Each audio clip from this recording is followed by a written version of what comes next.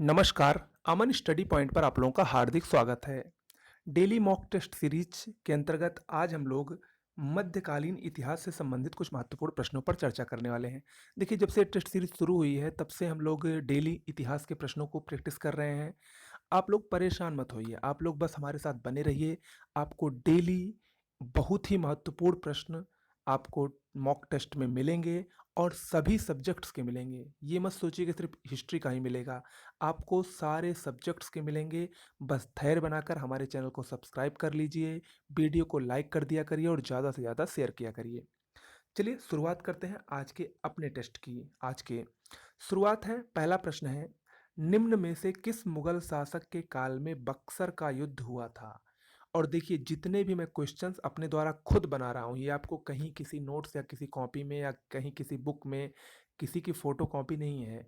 ये मैं अपने मन से बना रहा हूँ और ये ऐसे क्वेश्चंस हैं जो 100% 100% संभावना रखते हैं परीक्षा में आने की। पहला है, निम्न में से किस मुगल शासक के काल में बक्सर का युद्ध हुआ था? बहुत ही आसान है, ऑप्शन बी सही होगा, शाह आलम द्वितीय। शाह आलम द्वितीय ये उत्तरवर्ती मुगल शासक था। इसी के काल में 1764 ईस्वी में बक्सर का युद्ध मीर कासिम, शुजाउद्दौला अवध का नवाब था और मुगल सम्राट शाह आलम द्वितीय की संयुक्त सेना के साथ अंग्रेजों के साथ मिलकर हुआ था, जिसमें अंग्रेजों ने इन तीनों की संयुक्त सेनाओं को हराया था और भारत में अंग्रेज सत्ता की वास्तविक रूप से स्थापना की थी। तो 1764 में बक्सर के युद्ध के समय मुगल शासक कौन था? शाह आलम द्वितीय। अगला प्रश्न भी बहुत महत्वपूर्ण है और ये कई बार पूछा गया है। निम्न में से सही सुमेलित नहीं है। एक तरफ विभाग का नाम दिया गया है और दूसरी तरफ उसके गठनकर्ता का नाम दिया गया है। खासकर ये दिल्ली सल्तनत का क्वेश्चन है। दिल्ली सल्तनत में कुछ प्रमुख विभागों की स्थापना कुछ प्रमुख शासकों ने की थी। उसमें से आपको बताना है कि कौन सा सही सुमेलित नहीं है। देखिए, दीवाने मुस्त खराज जलालुद्दीन खिलजी, दीवाने कोही मोहम्मद बिन तुगलक, दीवाने अर्ज बलबन और दीवाने बंदगान फिरोजशाह तुगलक। मैं आपको बताता हूँ, इसमें ऑप्शन ए सही सुमेलित नहीं है। दीवाने मुस्त खराज, दीवाने मुस्त खराज ये भू राजस्व से संबंधित विभाग था और इसके इसकी स्थापना या इसका गठन जलालुद्दीन ने नहीं बल्कि अलाउद्दीन खिलजी ने की थी। ठीक है, याद रखिएगा। इसके बाद दीवाने को ही मोस्ट इंपॉर्टेंट है। ये एक कृषि विभाग था, मोहम्मद बिन तुगलक द्वारा स्थापित किया गया था। दीवाने अर्ज सैन्य विभाग था, बलबन ने स्थापित किया था। दीवाने बंदगान ये बंदियों का विभाग था, इसको फिरोज शाह तुगलक ने स्थापित किया था। ओके, अगला है, किस प्रसिद्ध संत को असम का चैतन्य कहा जाता है? असम का चैतन्य प्रसिद्ध सूफी संत शंकर देव को कहा जाता है। शंकर देव असम से संबंधित थे।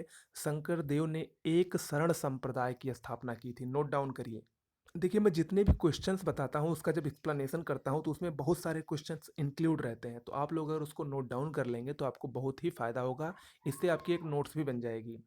तो शंकर देव ने एक शरण संप्रदाय की स्थापना की थी। इसके अलावा शंकर देव ने वर्तमान में जो असम का शास्त्रीय नृत्य है, क्लासिकल डांस है, सत्रिया, सत्रिया सत्रिया की रचना भी शंकर देव ने ही की थी। याद रखिएगा, इंपॉर्टेंट है, आ सकता है। अगला है, निम्न में से किस युद्ध में बाबर ने जिहाद का नारा दिया और गाजी की उपाधि धारण की? अब यहाँ पर देखिए, एक ही प्रश्न में मैंने दो प्रश्नों को बनाया है।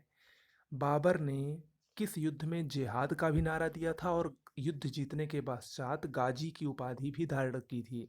तो ये बाबर का सुप्रसिद्ध युद्ध था, 1527 में लड़ा हुआ खानवा का युद्ध। ऑप्शन सी है, खानवा का युद्ध बाबर और राणा सांगा के बीच में हुआ था। इसी युद्ध में बाबर ने जिहाद का नारा दिया और गाजी की उपाधि धारण की थी। देखिए, बाबर ने 1526 में मुगल साम्राज्य की स्थापना की थी और 1526 से 1530 तक उसने लगातार 4 साल 4 युद्ध लड़े थे। 1526 में पानीपत का प्रथम युद्ध लड़ा, 1527 में खानवा का, 1528 में चंदेरी का और 1529 में घाघरा का युद्ध उसने लड़ा था। ओके, आगे बढ़ते हैं। अगला प्रश्न है, पंचतंत्र का फारसी अनुवाद किसके द्वारा किया गया था? पंचतंत्र जो विष्णु शर्मा की कृति है, जिसकी रचना प्राचीन काल में हुई थी, उसका फारसी अनुवाद किसने किया था? देखिए, पंचतंत्र का फारसी अनुवाद अबुल फजल ने किया था। ऑप्शन बी सही होगा। अबुल फजल जो कि अकबर के नौरत्नों में से एक थे, उसने पंचतंत्र का फारसी अनुवाद किया था। इसके अलावा अब्दुल कादिर बदायूनी ने महाभारत और रामायण का फारसी अनुवाद, फैजी ने लीलावती का फारसी अनुवाद और दारा सिकोह ने उपनिषदों और भगवत गीता का फारसी अनुवाद किया था। अगला प्रश्न है, दिल्ली के पुराना किला के वर्तमान स्वरूप का निर्माण निम्न में से किसने करवाया था? दिल्ली के पुराने किले का वर्तमान स्वरूप, जिसको किला ए कुहना मस्जिद के नाम से जाना जाता है, इसका निर्माण शेर शाह सूरी ने करवाया था। शेर शाह सूरी ने किला ए कुहना मस्जिद का निर्माण, जो कि दिल्ली के पुराने किले का वर्तमान स्वरूप है, उसका निर्माण करवाया था। अगला है, निम्न में से किसने गुलरुखी उपनाम से अपनी कविताओं की रचना की? गुलरुखी उपनाम से अपनी कविताओं की रचना सिकंदर लोदी करता था। लोदी वंश का सर्वश्रेष्ठ शासक सिकंदर लोदी अपनी कविताओं को गुलरुखी उपनाम से लिखता था। अगला प्रश्न है, इंपॉर्टेंट है, अकबर द्वारा किए गए प्रमुख कार्यों में कौन सुमेलित नहीं है? देखिए, अकबर ने ये चारों जो कार्य किए थे, इनमें से किसका जो सन है, जो ईयर दिया गया है, वो सही सुमेलित नहीं है? आप बताइए। देखिए, जजिया कर की समाप्ति 1564 सही है। 1564 में अकबर ने ब्राह्मणों पर लगने वाले जजिया कर को समाप्त किया था। मनसबदारी प्रथा का प्रारंभ 1575 में बिल्कुल ही सही है, ये भी सही है। लेकिन इबादत खाने का निर्माण 1576 में ना करके ये भी 1575 में अकबर ने किया था। फतेहपुर सीकरी में एक इबादत खाना बनवाया था, जो कि धार्मिक चर्चा का भवन था। पहले तो इसमें सिर्फ मुस्लिम लोगों को ही जाने की अनुमति थी, लेकिन 1578 ईस्वी में इसको सभी धर्मों के लिए खोल दिया गया था। ठीक है, तो इसकी स्थापना लेकिन 1575 में हुई थी, यहाँ पर 1576 दिया गया है, अतः ये गलत है। जबकि दीन इलाही ये भी एक धर्म था, ये भी 1582 में स्थापित हुआ था, ये सही है। ठीक है, तो इसमें ऑप्शन सी सही सुमेलित नहीं है, बाकी सब सुमेलित हैं। अगला प्रश्न है, निम्न में से किस मुगल शासक के काल में सर्वाधिक हिंदू सेनापति थे? सर्वाधिक हिंदू सेनापति औरंगजेब के काल में थे, याद रखिएगा। जबकि औरंगजेब एक कट्टर मुस्लिम था, सुन्नी मुस्लिम था, कट्टर मुस्लिम था, लेकिन उसके बावजूद उसके समय में उसके सेना में सर्वाधिक हिंदू सेनापति मौजूद थे। अगला और आज का अंतिम प्रश्न है, निम्न में से किस मुगल शासक ने सिख गुरु अर्जुन देव को मृत्युदंड दिया था?